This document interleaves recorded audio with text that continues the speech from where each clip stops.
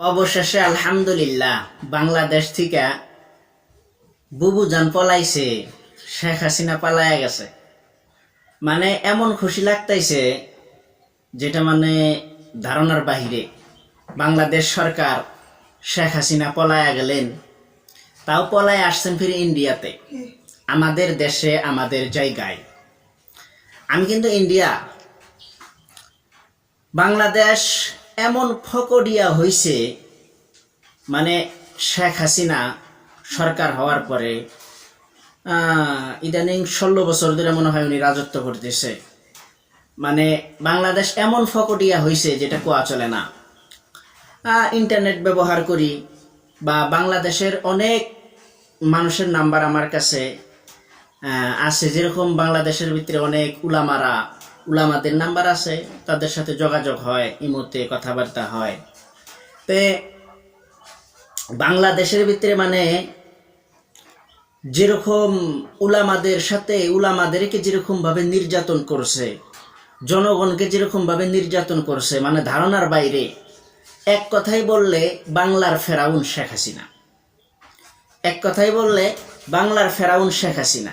তো অবশেষে আলহামদুলিল্লাহ সুম্মা আলহামদুলিল্লাহ বাংলাদেশ থেকে পলায়ন করছে। আর শেখ মুজিবরের যে মূর্তিগুলা বানানো হয়েছিল, সেগুলা ছাত্ররা ভাঙ্গা চুইরা দিছে, আমি দেখলাম যেটা। তো আলহামদুলিল্লাহ, আল্লাহ শুক্রিয়া সুম্মা আলহামদুলিল্লাহ, যে বাংলাদেশের ভিতরে আশা রাখা যায় এখন ইসলামিক মানে শাসন আইন চলবে বাংলাদেশের ভিতরে, আশা করা যায়। নবী হাদিসের ভিতরে বলছে নেতৃত্ব মেয়েদের দেওয়া লাগে না। মেয়েরা যদি সরকার হয়, মেয়েরা যদি নেতৃত্বের ভিতরে যদি মেয়েরা যদি থাকে, সেই দেশে শান্তি থাকে না, অশান্তি আসে। কারণ দেখেন, যখন খেলাফতি আসিল দুনিয়ার ভিতরে, খেলাফত যখন আসিল তখন কিন্তু পুরুষরা খেলাফত পাইছেন।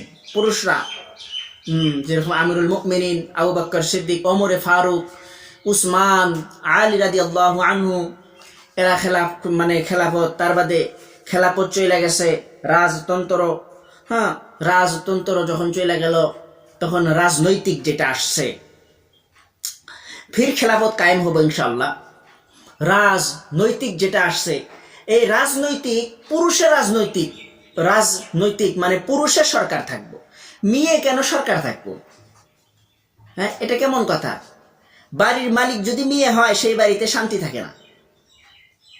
মেয়ে মানুষ যদি বেশি বগর করে, সেই বাড়িতে শান্তি থাকে না। দেওয়ানগিরি যদি করে, যেটাকে মানে এক ভাষায় কয় কি, দেওয়ানগিরি, মেয়েরা যদি দেওয়ানগিরি চদায়, তাহলে ওই বাড়িতে শান্তি থাকে না। দেওয়ানগিরি তো পুরুষে করব, রাজত্ব তো পুরুষে করব, মেয়েরা রাজত্ব করবো কেন? তে বাংলার ফেরাউন শেখ হাসিনা পদত্যাগ করছেন, আলহামদুলিল্লাহ সুম্মা আলহামদুলিল্লাহ। এখন আশা করি আমাদের পার্শ্ববর্তী দেশ, আমাদের পাশের দেশ বাংলাদেশ, এখন আশা করি ইসলামিক শাসন আইন ওইখানে চালু হবে। আর আশা করি আর মেয়ে মানুষ ওইখানে মানে সরকার হবে না। আশা করি পুরুষ সরকার হবে বাংলাদেশে, সরকার পুরুষ হবে, মেয়ে সরকার হবে না, এটা আশা রাখি। কারণ নবী হাদিসের ভিতরে নিষেধ করেছেন যে মেয়েদেরকে রাজত্ব দিও না। মেয়েরা কোন কিছু গার্জিয়ান ওরকম না, যেরকম বাড়ির গার্জিয়ান হইতে পারে না, ওরকম দেশের গার্জিয়ান মেয়েরা হইতে পারে না। রাজত্ব মেয়েরা করতে পারে না, রাষ্ট্র পরিচালনা মেয়েরা করতে পারে না। এটা যুবক বা এটা পুরুষের দরকার, এটা পুরুষের দরকার। আলহামদুলিল্লাহ সুম্মা আলহামদুলিল্লাহ, বাংলাদেশ ৭১-এর ভিতরে যেই আন্দোলন হয়েছে, যেই যুদ্ধ হয়েছে, ওরা স্বাধীনতা যেটা অর্জন করছে, আসলে বাংলাদেশ খাসভাবে স্বাধীন ছিল না। বাংলাদেশ আসলে খাসভাবে স্বাধীন ছিল না। শুধু বর্ডার হয়েছে, দেশ আলাদা হয়েছে, আলাদা নীতি, আলাদা মানে সরকার, আলাদাভাবে ভোট হয়েছে, মানে এটাই আর কি, মানে আলাদা একটা দেশ, কিন্তু স্বাধীন দেশ না। বাংলাদেশ স্বাধীন দেশ না।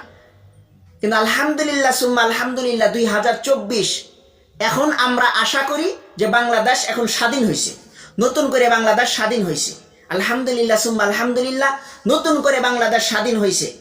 যেটা খবরের ভিতরে যেটা শুনলাম যে 3 মাসের ভিতরে নতুন করে ভোট হব, নতুন করে সরকার গঠন হব বাংলাদেশের ভিতরে। আলহামদুলিল্লাহ সুম্মা আলহামদুলিল্লাহ, নতুন করে ভোট হোক বা নতুন করে সরকার গঠন হোক, কিন্তু সরকার যেন পুরুষ থেকে হয়, প্রধানমন্ত্রী যেন পুরুষ থেকে যেন হয়, আর যেন মেয়ে হয় না। খালেদা জিয়া বাদ দেন, শেখ হাসিনা তো আমার তো মনে হয় না যে ফির বাংলাদেশে ঘুরে যাবার পারবো, আমার মনে হয় না ফির বাংলাদেশের ভিতরে ঘুরে যাবার পাবো, এটা আমার মনে হয় না। বুবু জান আরো যে বাংলাদেশে ঘুরে যাবার পাবো, বুবু জান পলায় ইন্ডিয়া আসছে, ফির যে ঘুরে যে বাংলাদেশের ভিতরে যাবে, এটা আমার মনে হয় না। তো অনেকেই মানে এটা মানে আমার আশা, এটা মানে আমার আকাঙ্ক্ষা যে বাংলাদেশের ভিতরে ইসলামিক রাষ্ট্র কায়েম হোক। বাংলাদেশের উলামারা যে নির্যাতিত হয়েছে, নির্যাতন উলামাদের উপরে করা হয়েছে, আশা রাখি বাংলাদেশের সরকার একজন আলিম হবে, এবং বাংলাদেশের সরকার একজন আলিম হবে এবং পুরুষ সরকার হবে বাংলাদেশের ভিতরে। মেয়েদের হাতে আর নেতৃত্ব যাবে না, পুরুষের হাতে থাকবে ইনশাআল্লাহ। বাংলাদেশ নতুন করে স্বাধীন হইল। যারা কোটা আন্দোলনের ভিতরে যারা শহীদ হয়েছে, আল্লাহ সবাইকে মাফ করুক, জান্নাতুল ফেরদাউস নসিব করুক। যারা আন্দোলনের ভিতরে শরীক ছিলেন, আল্লাহ তাদেরকে কবুল করুক, তাদেরকে ইমানের পথে অবিচল থাকার তৌফিক দান করুক, হাদিস কোরআন অনুযায়ী চলার তৌফিক দান করুক।